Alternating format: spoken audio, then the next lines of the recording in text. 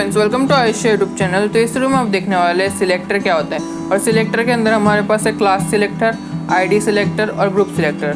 ऐसे तो क्लास और आईडी है ना हमारा HTML का टॉपिक है, लेकिन ये बेसिकली CSS में ज़्यादा यूज़ होता है। इसके लिए हम लोग CSS में पढ़ने वाले हैं। तो देखो, आपको सबसे पहले मैं आईडी बता देता हूँ। आईडी क्या होता है? देखो, आईडी एक यूनिक चीज़ होती है। आईडी आपने देखा है, आइडेंटिटी जिसको बोलते हैं, आपको याद रहेगा। आईडी कार्ड आपको मिलता रहेगा पहले, मतलब स्कूल में जब भी रहते रहेंगे, इनफैक्ट अभी भी मिलता रहेगा।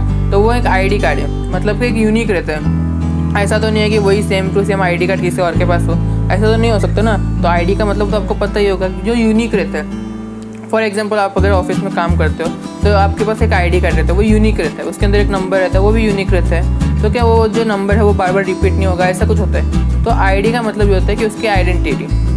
और वैसी बात है तो HTML के अंदर क्या होता है आईडी का मतलब? तो आईडी है ना, बेसिकली हम लोग है ना एक सिलेक्टर के जैसा यूज़ कर सकते हैं। तो हम लोग सिलेक्टर ही पढ़ रहे हैं, वैसी बात है। तो आईडी को हम लोग सिलेक्टर के जैसा यूज़ कर सकते हैं। कैसे यूज़ कर सकते हैं? देखो, मैंने HTML फाइल बनाई, उसके अंदर मैं बॉडी टैग के अंदर ये डाला, बराबर। आईडी के अंदर मैंने लिखा माई हेडर। कुछ भी डाल सकते हैं, ज़रूरी नहीं मैं माई हेडर डालूँ, कुछ भी डाल सकता हूँ। फॉर एग्जाम्पल ABC, कुछ भी डाल सकते हैं। लेकिन आईडी में है ना स्पेस नहीं डालना। स्पेस अगर डालोगे तो आईडी एरर हो जाएगा। तो ये याद रखना कि आईडी में स्पेस मत डालना।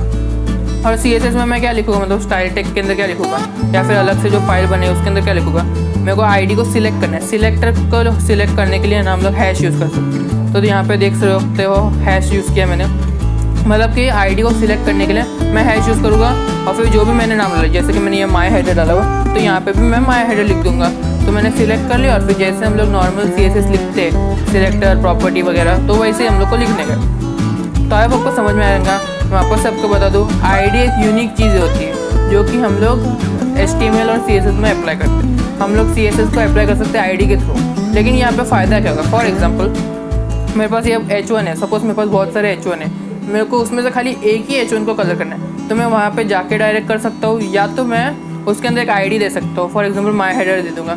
तो वहाँ पे माई हेडर दे दिया, तो फिर वहाँ पे है ना जो माई हेडर है उसको मैं CSS के अंदर सिलेक्ट करूँगा, हैश टैग करके, हैश लगा के माई हेडर, और फिर जो भी प्रॉपर्टी डालनी है वो डाल दूँगा। और जो आईडी है ना वो मैं सिर्फ और सिर्फ एक ही बार यूज़ कर सकता हूँ, एक ही बार यूज़ कर सकता हूँ। मतलब कि अगर मैंने एक जगह आईडी दे दी माई हेडर करके, तो मैं और जगह पे यूज़ नहीं कर सकता। हाँ, लेकिन दूसरी आईडी यूज़ कर सकता हूँ। फॉर एग्जांपल, पहले मैं माई हेडर लिख दिया, दूसरे में माई फुटर लिख दिया, तीसरे में कुछ भी लिख दिया। मतलब ऐसे करके मैं अलग अलग नाम से बना सकता हूँ, लेकिन एक नाम से बहुत सारे आईडी नहीं बना सकता।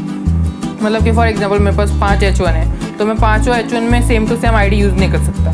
मैं सिर्फ एक ही H1 में यूज़ कर सकता हूँ, और 5 में अलग अलग यूज़ कर सकता हूँ। फॉर एग्जांपल, H1 में, मतलब पहले वाले H1 में मैंने माई हेडर लिख दिया, दूसरे वाले में माई फुटर लिख दिया, या कुछ भी लिख दिया, या फिर मैंने डेमो आईडी लिख दिया। मतलब ऐसे करके मैं अलग अलग आईडीज़ बना सकता हूँ, लेकिन मैं एक आईडी को बार बार यूज़ नहीं कर सकता।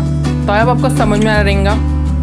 तो देखो, यहाँ पे मैंने क्या बोलते हैं, माई हेडर लिख दिया आईडी के अंदर, और उसको सिलेक्ट करके, जैसे कि मैं CSS की यूज़ करता हूँ प्रॉपर्टी वगैरह डाल के, तो वैसे ही यूज़ करूँगा। तो अभी आता है फुट क्लासेस।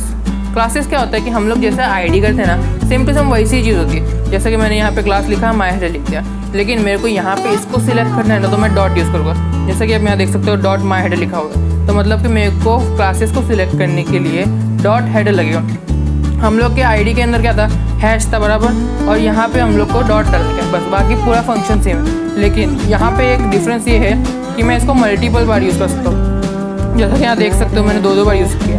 और अगर आपने देखा रहेगा, अगर आपने देखा रहेगा तो मैंने यहाँ पे एक ही बार यूज़ किया, लेकिन मैंने यहाँ पे देखो, यहाँ पे 2 बार लिखा हुआ है। मतलब कि मैं हज़ारों बार यूज़ कर सकता हूँ सेम क्लासेस को। फॉर एग्जांपल, मेरे पास H1, H2, H3, H4, H5 है, तो मेरे को सबको एक साथ कलर करने का है। तो मैं वहाँ पे सब जगह पे क्लासेस लिख दूँगा और कुछ भी नाम दूँगा। फॉर एग्जांपल, माई हेडर दे दिया, तो माई हेडर सब में दे दूँगा, जितने भी मेरे को इसमें कलर चाहिए या कुछ भी चाहिए, तो मैं सबके अंदर क्या बोलते हैं, क्लासेस डाल दूँगा, और फिर उस क्लासेस पे मैं कलर डाल सकता हूँ।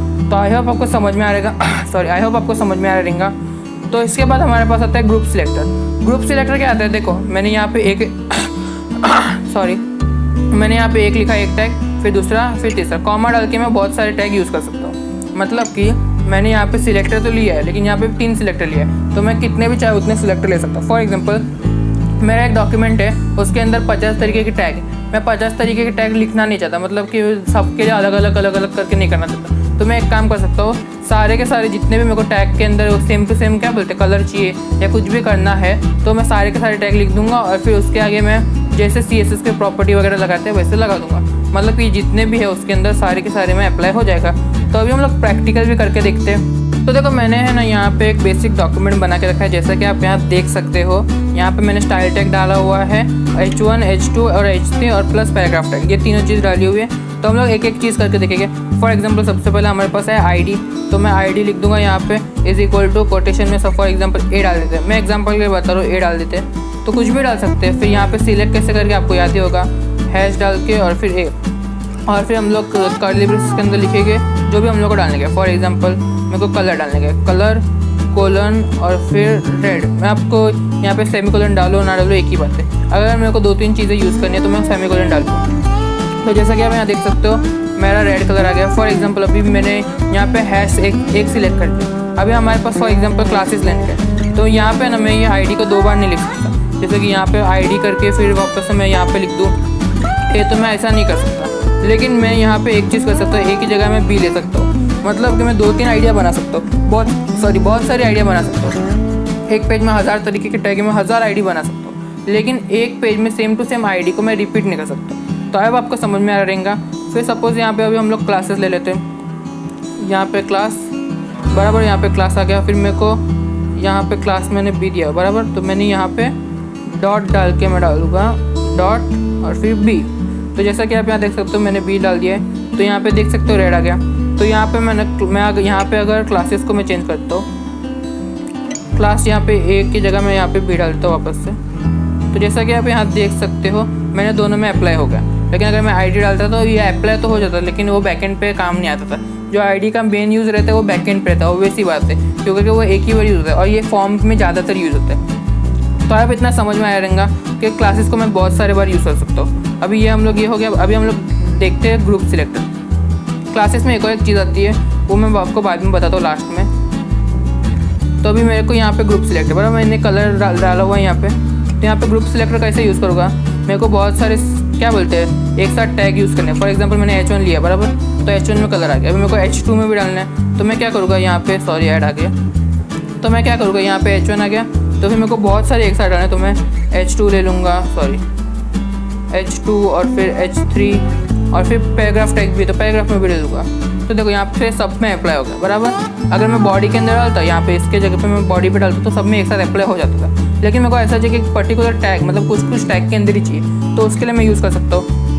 इधर मैं सेम टू सेम तरीके से ID भी यूज़ कर सकता हूँ। फॉर एग्जांपल अगर मैं यहाँ पे ID डाल दूँ, ID A, और फिर यहाँ पे मैं डाल दूँ सपोज ID = B, तो मैं यहाँ पे ना #A,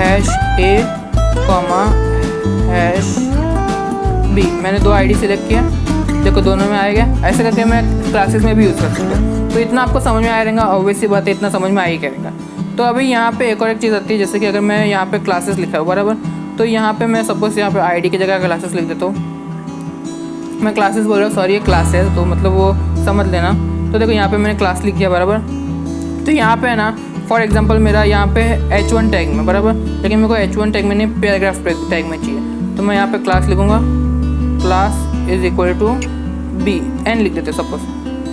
तो यहाँ पे मैं क्या करूँगा, P.N लिखूँगा। क्यों? क्योंकि मेरा यहाँ पे ना डॉट तो क्या बोलते हैं क्लासेस के लिए यूज़ होता है। तो P में इसका खाली पैराग्राफ के लिए डिफाइन कर सकते हैं। मतलब कि अगर मेरे को P के अंदर मतलब पैराग्राफ टैग के अंदर चाहिए, तो मैं P.N डाल के यूज़ कर सकता हूँ। जैसा कि आप यहाँ देख सकते हो, ये मैं पैराग्राफ के अंदर यूज़ कर सकता हूँ। लेकिन अगर मैं H1 डाल दूँ यहाँ पे, तो यहाँ पे वो अप्लाई नहीं होगा, जैसा कि आप यहाँ देख सकते हो। तो अब आपको समझ में आ रहेगा कि कैसे क्या वर्क होता है। अगर अभी भी कोई सवाल है तो प्लीज़ कमेंट कीजिए, मैं वापस से आपको बता दूँ कैसे कैसे चीज़ें वर्क करती है। ID में एक ही बार यूज़ कर सकता हूँ, क्लासेस में बहुत बार यूज़ कर सकता हूँ। ID में ऐसे यूज़ कर सकता हूँ, मतलब HTML टैग के अंदर एट्रीब्यूट तरीके डाल सकता हूँ, और फिर मैं CSS के अंदर उसको सिलेक्ट कर सकता हूँ, और क्लासेस को भी सिलेक्ट कर सकता हूँ। ID और क्लासेस का जो मेन डिफरेंस है वही है कि ID में एक ही बार यूज़ कर सकता हूँ, क्लासेस में मल्टीपल टाइम यूज़ कर सकता हूँ। ID यूज़ तो हो जाएगी, अप्लाई तो हो जाएगी, लेकिन फिर वो बैकएंड पे काम नहीं आएगा, ऐसा प्रॉब्लम होता है। तो अब आपको समझ में आ रहेगा।